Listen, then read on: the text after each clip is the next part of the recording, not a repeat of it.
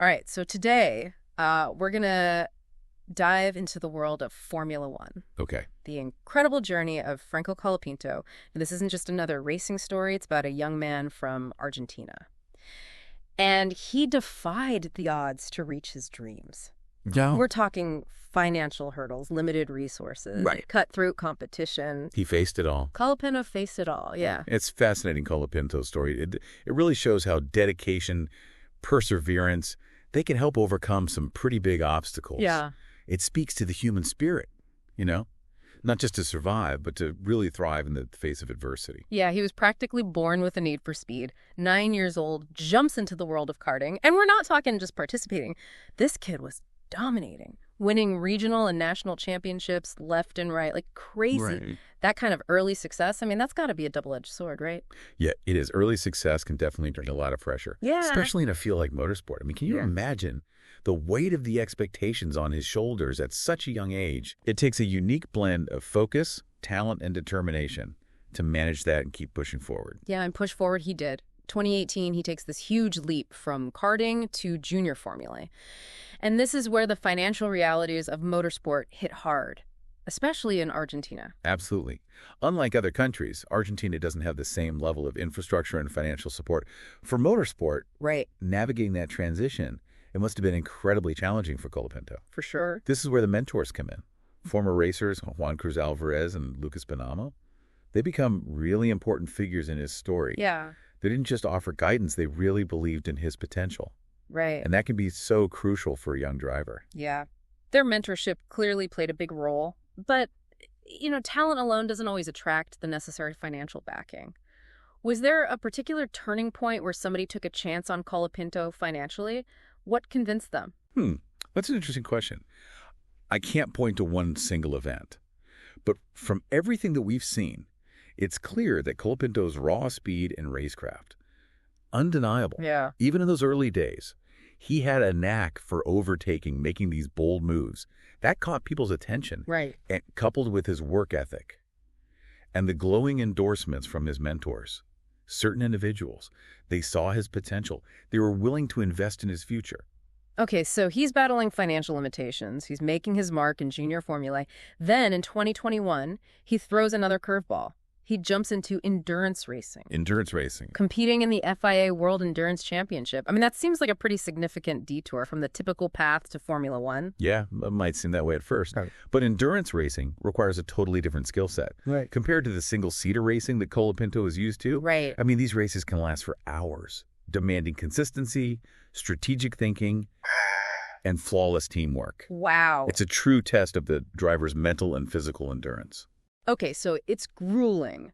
But how did this experience ultimately benefit his Formula One aspirations? Was there a particular race or a moment that really showed off the skills that he honed in endurance racing? Well, there are a lot of examples, but one that stands out is the 2021 6 Hours of Spa. Colapinto was driving for the G-Drive racing team. And during his time behind the wheel, he ran into some really tough weather conditions. Oh, wow. Heavy rain, reduced visibility. It was a nightmare scenario. Yeah. But he managed to maintain control of the car, kept his cool under pressure, and communicated really effectively with his team. Huh. They ended up getting a podium finish in their class. But it was Colapinto's composure and decision-making in those really difficult circumstances that showcased his growth as a driver. So after proving himself in this intense world of endurance racing, the next natural step in Colapinto's journey was The F4 Spanish Championship. This is where he really exploded onto the scene. he exploded onto the scene. Yeah. 2019, Colapinto wins the F4 Spanish Championship. This wasn't just a win. It was a statement. Absolutely. The F4 Spanish Championship, it's a breeding ground for future Formula One talent Right. to win it. You have to beat some of the best young drivers. Yeah, you mentioned earlier that Argentinian motorsport hasn't always had the spotlight. You talked about national pride. But realistically, how much does a single driver's success really impact a country's motorsport scene? That's true. One driver doesn't single-handedly change the scene. But Colapinto's victory had a ripple effect that you can't ignore. Yeah. This wasn't just a personal win. It reignited a passion for motorsport in Argentina. Wow. inspired a whole new generation of racers. So it's more than just winning. It's about representation and sparking that belief that, hey, if he can do it, maybe I can too. Exactly. And the numbers show it too. Formula One viewership in Argentina, it's skyrocketed since Colapinto's debut. Yeah. He's become a national icon, proving that with raw talent, dedication, and the right support, even someone from a country with limited motorsport infrastructure can reach the pinnacle of racing. Yeah, and this was just the beginning. Fast forward to 2024. Colapinto achieves what many consider the impossible. He makes his historic Formula One debut with Williams Racing. This was huge, not just for Colapinto, but for all those who supported him. Yeah. Remember those financial barriers we talked about? Right. His debut, it's a testament to his unwavering belief in himself and the unwavering support from his mentors, family, and those who took a chance on his talent. Yeah, his family seems to have been a constant source of strength throughout his journey. Oh, absolutely. From those early days in karting, traveling to races, providing emotional support, they were his bedrock. Yeah. His father especially emerges as a key figure, always there to offer encouragement and guidance. Yeah, we often hear about the sacrifices athletes' families make, but what about the Colapinto family's dedication stands out? Well, there's a story about how his father, despite their limited resources, would spend hours analyzing race data, looking for any edge to help Franco improve. Wow. He wasn't just a dad on the sidelines. He was actively involved in honing his son's skills. That's incredible dedication. It really speaks volumes about the environment that nurtured Colapinto's talent. And it reinforces this idea that success in any field, especially something as demanding as Formula One, it's rarely a solo effort. So we've talked about his early years, his mentors, the F4 win, the importance of family. But let's go back to endurance racing for a second. You mentioned it was a completely different animal. Can you break down those specific skills he acquired and how they translate to Formula One? Endurance racing is all about managing your pace, conserving your tires, and making strategic decisions. Over those long stints, Right. it's mental just as much as it's physical Yeah. in Formula One. While the races are shorter, tire management and race strategy, they're still really important for success. So even though it seemed like a detour, it actually gave him valuable tools for Formula One. Exactly. It forced him to think beyond raw speed, develop a more holistic understanding of racing.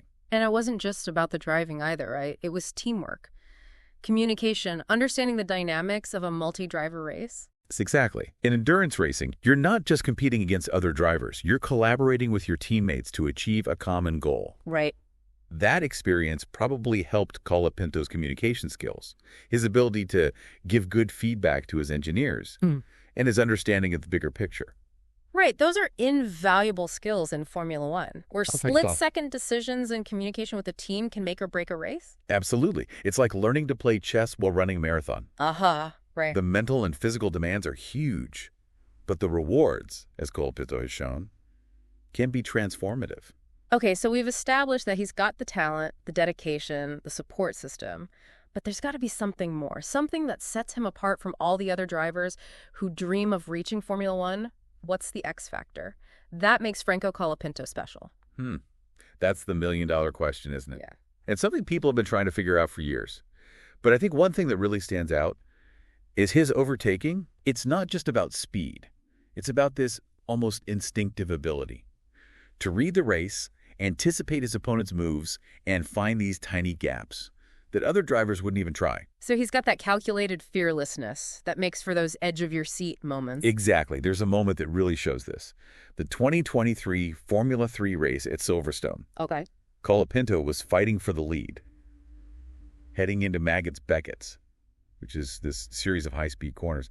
He pulled off this crazy overtaking maneuver. Oh, wow. He went for a late braking move, dove to the inside, and somehow managed to thread the needle between two other cars, taking the lead. Wow. It was a heart-stopping moment. That kind of move requires not just skill, but some serious guts. Yeah, it's remarkable. He combines this raw aggression with such amazing car control. Yeah. And it's that combination that makes him such an exciting driver to watch. He's not afraid to take risks, and that makes him unpredictable, which in motorsport can be a good thing. Absolutely.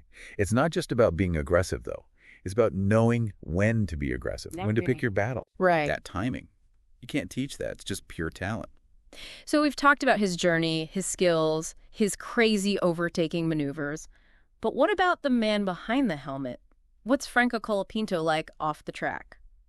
From what I've heard, he seems like a very grounded and humble guy. Despite his rise to fame, he's remained approachable and down to earth. That's refreshing to hear, especially in a world that can be filled with big personalities. Yeah, he's often seen interacting with fans, signing autographs, taking pictures. He seems to genuinely appreciate the support he gets. Yeah. And he doesn't take his success for granted. Right, and there's also this sense that he's using his platform for something bigger than himself. Absolutely. He's spoken about the importance of supporting young drivers in Argentina, making motorsport more accessible to those without the resources. Yeah. He's involved in some initiatives aimed at promoting karting. And he's working to create opportunities for the next generation of Argentinian racers. That's awesome. It shows a maturity and a sense of responsibility that goes beyond racing. He's not just a talented driver.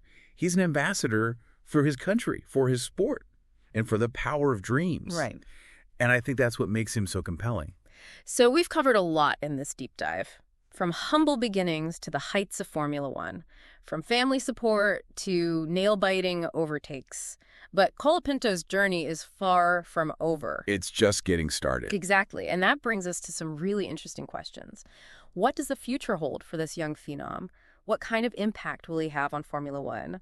And how will his driving style translate to this elite racing world? Those are all great questions. And we're going to explore them in the final part of our deep dive. Welcome back. All right, so we've been unpacking this incredible story of Franco Colapinto, and now we're heading into the final lap of our deep dive. We've seen how he shattered expectations, but what does his success actually mean for the future of Formula One?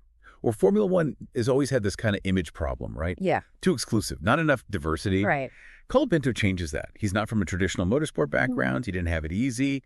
Yet here he is. Yeah, it's like he's rewriting the rule book, showing aspiring drivers all over the world that background doesn't have to dictate destiny. But it's more than just inspiring individuals. Does Colapinto's success have bigger implications for the sport itself? Oh, absolutely. Colapinto's success has put Argentina back on the Formula One map. Right. Viewership has exploded there. New sponsors are showing up. There's even talk of bringing back the Argentine Grand Prix. Wow. This is how you grow a sport, expanding its reach and tapping into new markets.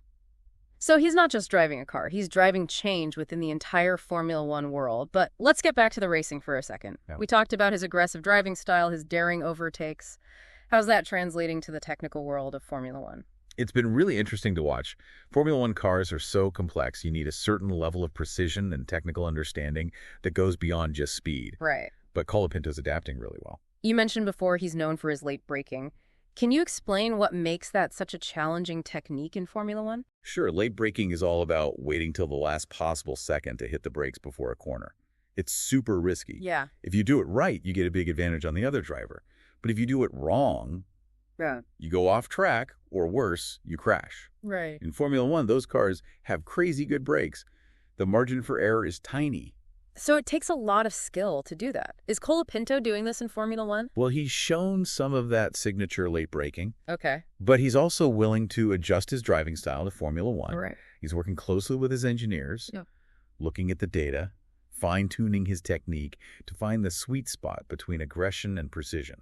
So he's not just relying on talent, he's embracing the science and strategy of Formula One racing. Exactly. Yeah. He's a fast learner, and that's so important in this sport. Yeah. Every track's different. Every car setup's unique. And the weather can change like that. Yeah, we've talked a lot about his skills and his impact on Formula One. But what about Colapinto as a person? How's he handling all the pressure that comes with being a Formula One driver? Well, he seems to be handling it pretty well. He seems grounded, focused, and driven, but still with a sense of humor. It's clear he loves racing, but he doesn't let the fame get to him. We've seen how he's used his fame to give back to the community, to help motorsport in Argentina. Is there anything else that stands out about what he does off the track? I think his commitment to fitness is impressive. Yeah. He's not just strong.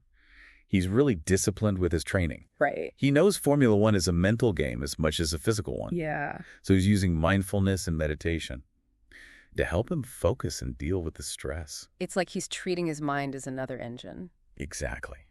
He's doing everything he can to succeed. So to wrap things up, what's the one thing you want our listeners to remember from Franco Colapinto's story?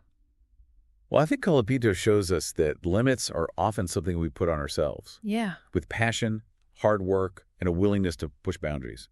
Even the craziest dreams can come true. Yeah. He's a great example of what happens when you believe in yourself. when you face challenges head on and never give up. That's a great message. Franco Colapinto is more than just a racer.